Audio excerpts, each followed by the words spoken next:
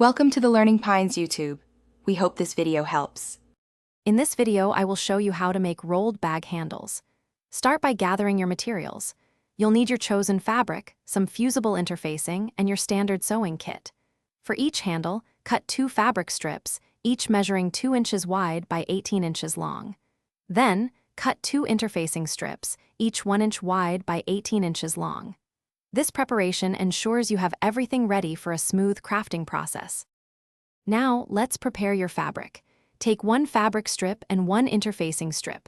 Carefully iron the interfacing onto the center of the wrong side of the fabric strip. Next, fold the fabric strip in half lengthwise, ensuring the wrong sides are together. Press this folded edge firmly to create a nice, crisp crease down the middle.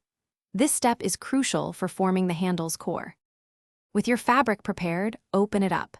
Now, fold each long raw edge inward so it meets the center crease you just made. Press these new folds firmly to secure them. Finally, fold the entire strip in half again along the original center crease, effectively enclosing all the raw edges inside. This creates a neat 4-layer strip, ready for stitching. To finish your handle, you'll want a top stitch along both long edges.